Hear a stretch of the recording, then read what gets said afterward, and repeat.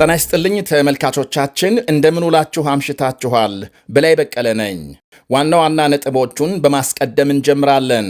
የአሜሪካው መሪ ዶናልድ ትራምፕ ከኢራን ጋር ተደርሷል በተባለ መግባቢያ ስምምነት ላይ ውሳኔ ያሳልፋሉ ተብሎ ሲጠበቅ፣ የኢራን ባለሥልጣናት ትራምፕ በስምምነቱ ያልሰፈረ ጽፈዋል እያሉ ናቸው። በሩማንያ የወደቀ የሩሲያ ድሮን ከፍተኛ ተቃውሞ ማስነሳቱ ተነገረ። ከኔቶ እስከ አውሮፓ ህብረትና አሜሪካም የሩሲያን ጥቃት እያወገዙ ናቸው። የሞስኮ መሪዎች ዝምታን መርጠዋል። ሌሎችም አሉን። አብራችሁን እንድትቆዩ ጋብዛለሁ።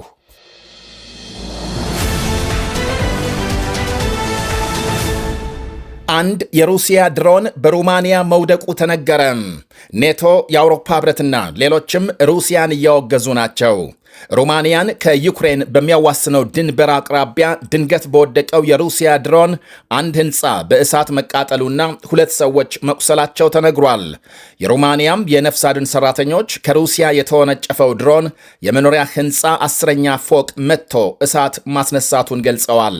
2 ሰዎች ቆስለው ሆስፒታል ሲወሰዱ 70 የሚደርሱ ነዋሪዎች ከህንፃው እንዲወጡ መደረጉን አክለዋል። የሩማንያ መከላከያ ሚኒስቴር ህዝቡን ለማረጋጋት እየሞከረ ሲሆን በሩማንያ ላይ ሆን ተብሎ የተፈጸመ ጥቃት የለም፣ ሆኖም ጦርነት የሚካሄድበት ድንበር ተጋሪ በመሆናችን ጫናውን መሸከም ግድ እየሆነ ነው ብሏል። የሀገሪቱ ውጭ ጉዳይ ሚኒስቴር በበኩሉ የሩሲያን አምባሳደር አስጠርቶ ያነጋገረ ሲሆን የሩማንያ ፕሬዝዳንት ኒኮሻር ዳን ጥቃቱን በማውገዝ በደቡብ ምስራቅ የሀገሪቱ ክፍል የወደብ ከተማ የሚገኝ የሩሲያ ቆንስላ ጽሕፈት ቤት እንዲዘጋ እንደሚደረግ ገልጸዋል። ፕሬዝዳንቱ የመከላከያ ምክር ቤታቸውን አስቸኳይ ስብሰባ የጠሩ ሲሆን የሩሲያን ድርጊት የዩክሬን ጦርነት ከተጀመረ ወዲህ የሩማንያን መሬት አደጋ ላይ የጣለ ነው ብለዋል። የሰሜን አትላንቲክ ጦር ቃል ኪዳን ድርጅት ኔቶና የአውሮፓ ህብረት ጥቃቱን አጥብቀው አውግዘዋል። የኔቶ ዋና ጸሐፊ ማርክ ሩት የሩማንያን ፕሬዝዳንት በስልክ ማናገራቸውንና የኔቶ አባል ሀገሮች ማለትም ሩማንያን ጨምሮ ከማንኛውም ጥቃት ለመከላከል ዝግጁ መሆኑን እንደገለጹላቸው አመልክተዋል። የአውሮፓ ኮሚሽን ፕሬዝዳንት ኦርሱላ ቫንደር ሌን በበኩላቸው የሩሲያ ወረራም ድንበር አቋርጦ ወደ ሌላ ከባድ ሁኔታ ተሸጋግሯል ሲሉ አውግዘዋል። በተለይ በምስራቅ ድንበር በኩል ጸጥታውን በማጠናከር በሩሲያ ላይ ጫና መፍጠራችንን እንቀጥላለን ብለዋል። የአውሮፓ ኮሚሽን ፕሬዝዳንቷም የዩክሬን ውጭ ጉዳይ ሚኒስትር የዛሬው ጥቃት የሩሲያ ወረራ በጥቁር ባህር ቀጠናና በመላው አውሮፓ ተጨባጭ አደጋ ስለመደቀኑ በድጋሜ ማረጋገጡን ገልጸዋል። የአካባቢውን ሰላምና ጸጥታ መልሶ ለማስፈን የአውሮፓ ሀገሮች ለዩክሬን የሚሰጡትን ድጋፍ እንዲያጠናክሩና በሩሲያ ላይ የበለጠ ጫና እንዲያሳድሩ ጠይቀዋል። የብሪታንያ ጠቅላይ ሚኒስትር ኪር ስታርመርም ዛሬ በሩማንያ የታየው የኔቶን አየር ክልል የጣሰ አደገኛ አካሄድ ነው ሲሉ አውግዘዋል።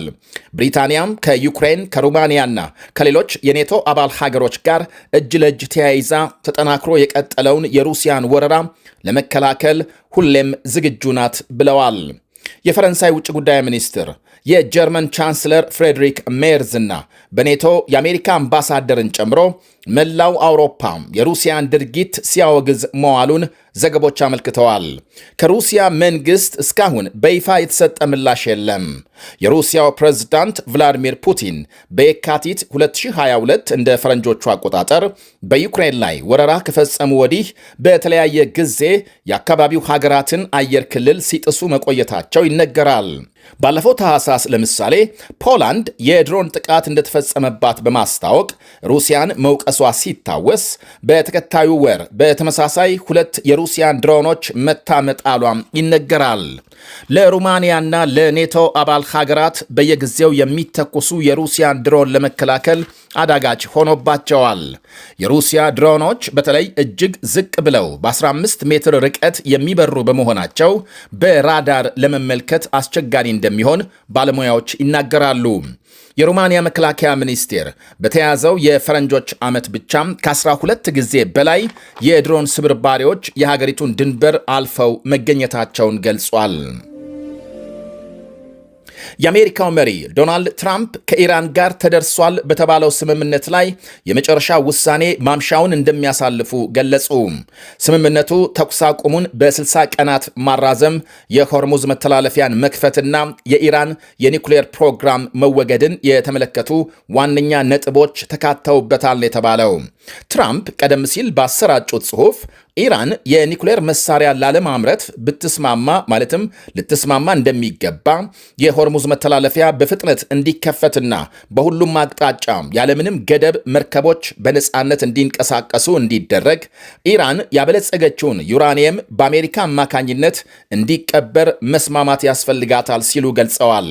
አሜሪካም በምትኩ በኢራን ወደቦች የጣለችውን እገዳ እንደምታነሳም አክለዋል። የኢራን ዋነኛ ተደራዳሪ መሐመድ ባጋር ቀደም ሲል በማኅበራዊ መገናኛቸው ባሰፈሩት ጽሑፍ መተማመኛ ወይም ቃላት ሳይሆን ተግባር ብቻ ሊቀድም እንደሚገባ ጠቅሰዋል።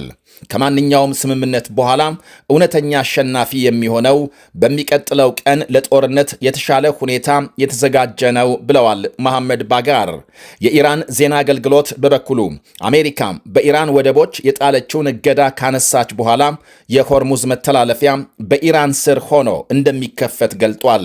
በዚሁ የመግባቢያ ሰነድ የኢራንን የኒኩሌር ቁሳቁስ ስለማውደም የቀረበ ሐሳብ አለመኖሩንና ከዚያ ይልቅ ከኢራን የታገደ ገንዘብ 12 ቢሊዮን ዶላር እንዲለቀቅ ከስምምነት መደረሱን ዜና አገልግሎቱ አመልክቷል።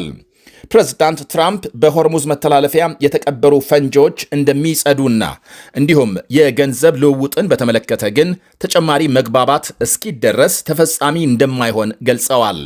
ስምምነት ከተደረሰ የኢራንን የበለጸገ ዩራኒየም ለመቀበል ፈቃደኛ መሆኗን ካዛኪስታን ስለመግለጿ ዓለም አቀፉ የአቶሚክ ኃይል ኤጀንሲ ዋና ኃላፊ ራፋኤል ግሮሲ አመልክተዋል።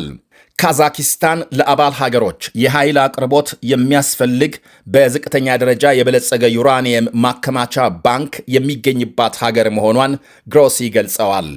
ኢራን በተጨማሪ የተጣለባት ማዕቀብ እንዲነሳ የአሜሪካ ኃይል ከቀጠናው ለቆ እንዲወጣና ማንኛውም ስምምነት እስራኤል በሊባኖስ የምትፈጽመውን ዘመቻ የሚያስቆም ሊሆን እንደሚገባ ትፈልጋለች ነው የሚባለው። እስራኤል በኢራን የሚደገፈውን ሄዝቦላህን ለመውጋት የሚሊሻ ቡድኑ ዋና መቀመጫ በሆነችው ሊባኖስ መጠነ ሰፊ ዘመቻ መክፈቷ ይታወሳል። ከሄዝቦላህ ጋር ውጊያ ካገረሸ መጋቢት መጀመሪያ አንስቶ በሊባኖስ ከ3200 በላይ ሰዎች መገደላቸውን የሊባኖስ ጤና ሚኒስቴር ሲገልጽ 23 የእስራኤል ወታደሮች መገደላቸውን የእስራኤል ጦር አስታውቋል። በኬንያ በሴቶች አዳሪ ትምህርት ቤት በደረሰ የእሳት አደጋ 16 ተማሪዎች ከሞቱ በኋላ ባለሥልጣናት 8 ተማሪዎችን በቁጥጥር ስር መዋላቸውን ገለጹ።